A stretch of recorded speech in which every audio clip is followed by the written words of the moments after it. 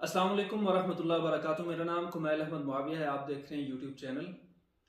आज टीएलपी या तहरीक लब्बैक पाकिस्तान के लिए बहुत अहम दिन है। तहरीक लब्बैक पाकिस्तान के जो मौजूदा सदर हैं मौलाना साद रिजवी साहब, मौलाना खादिम हुसैन रिजवी साहब के साहबजादे हैं, उनकी आज रहाई हुई है।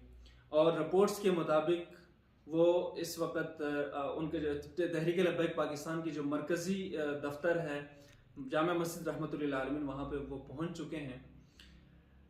तहरीक लब्बैक पाकिस्तान माजी करीब में वजूद में आने वाली एक मजहबी सियासी जमात है।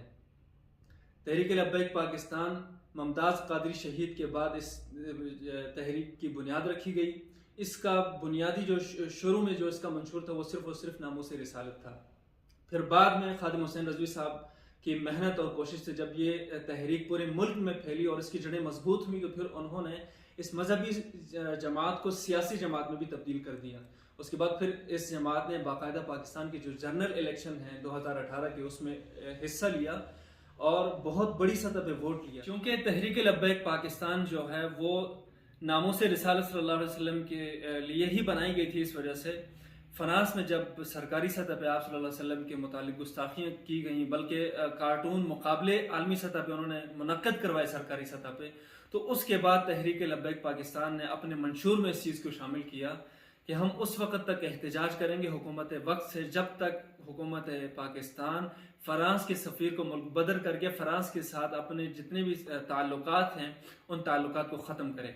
जब इनका ये वाला मुतालबा सामने आया तो उसके बाद हुकूमत पाकिस्तान और तहरीक लब्बैक पाकिस्तान के दरमियान एक चपकलिश का सा एक समा पैदा हो गया। बहुत से अफराद को गिरफ्तार किया गया, इनकी क़ियादत को गिरफ्तार किया गया, बहुत से कारकुनान को गिरफ्तार किया गया और जो इनकी क़ियादत समेत इनके जो कारकुनान थे उनमें बहुत से लोगों को फोर्थ शेड्यूल के अंदर डाला गया। तो फोर्थ शेड्यूल के अंदर उन लोगों को डाला जाता है जिसमें रियासत को उन लोगों के ऊपर, उन अफराद के ऊपर शक हो कि वो किसी किस्म की दहशतगर्दी कर सकते हैं। तो 1997 में जो एक्ट बनाया गया था उसके तहत इन अफराद को फोर्थ शेड्यूल के अंदर डाला गया। तो फोर्थ शेड्यूल में डालने के बाद फिर तहरीक लब्बैक पाकिस्तान की जो क़ियादत थी उसने अपने कारकुनान की रिहाई के लिए भी उन्होंने बहुत बड़ी सतह पे मुजाहरे किए और इन्हीं मुजाहिरों के दौरान साद रिजवी जो हैं वो रिहा हो गए थे। इन्हीं एहतजाजात के दौरान ही इनके जो तहरीक लब्बैक पाकिस्तान के जो सदर हैं मौलाना साद रिजवी साहब, उनको गिरफ्तार किया गया। उनकी गिरफ्तारी के बाद पूरे मुल्क में पहिए जाम हड़ताल हुआ। वो फिर आप लोगों ने देखे कि इस्लामाबाद, पिंडी, लाहौर, कराची, हर जगह पे पूरे शहर जाम हुए, तोड़ फोड़ की गई, बहुत सी इस तरह की चीज़ें की गई जिससे अवामुन्नास को भी बहुत ज़्यादा तकलीफ हुई। बहरहाल आज का जो दिन है वो तहरीक लब्बैक पाकिस्तान के हवाले से बहुत अहम और ख़ुशी का दिन है उनके लिए कि उनके कायद की रिहाई हुई है। और हुकूमत पंजाब ने 11 नवंबर 2021 को उन्होंने बाकायदा इस चीज़ का नोटिफिकेशन जारी किया था कि हम तहरीक लब्बैक पाकिस्तान को उनको जो कालादम करार दिया गया था उसके ऊपर जो पाबंदी लगी थी उस पाबंदी को ख़त्म करेंगे और उनके जो कारकुनान हैं उनको फोर्थ शेड्यूल से निकालेंगे भी और उनकी क़ियादत समेत जो अफराद गिरफ्तार हैं उनको रिहा करेंगे। तो हुकूमत पाकिस्तान ने अपने मुआहदे के मुताबिक इसमें ताख़ीर ज़रूर की लेकिन साद रिजवी साहब को रिहा कर दिया है और उनके कई अफराद को फोर्थ शेड्यूल से निकाल भी दिया है। लेकिन अब भी जो तहरीक लब्बैक पाकिस्तान के ज़िम्मेदारान हैं उनकी तरफ से ये खदशा ज़ाहिर किया जा रहा है कि जब तक हुकूमत पाकिस्तान हमारे तमाम तर कारकुनान के अफराद जो नाम है वो फोर्थ शेड्यूल से नहीं निकालती तब तक हमें खदशात रहेंगे और तहफ़्फ़ुज़ात रहें। तो हमारी तो दिल से दुआ है कि अल्लाह ताला पाकिस्तान के अंदर मुसलमानों को आपस में बाहम इत्तेहाद और इत्तेफाक की तौफीक अता फरमाए।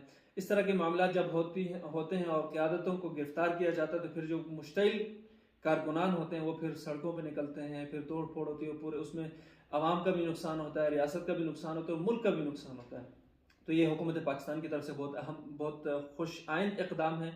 हमारी दुआ है कि अल्लाह ताला हुकूमत को भी इस चीज़ में अपने तमाम तर जो मुआहदात की उसको पूरा उतरने की तौफीक दे और सरकारी सतह पे जिस तरह से तहरीक लब्बैक पाकिस्तान ने अपने मुतालबात रखे हैं कि भाई नामूस रिसालत के जो बिल हैं उसमें किसी किस्म की कोई छेड़छाड़ ना की जाए और अगर कोई छेड़छाड़ करता है तो उसको पाकिस्तानी कानून के 295C का जो कानून है उसके मुताबिक उसको करार वाकई सज़ा भी दी जाए।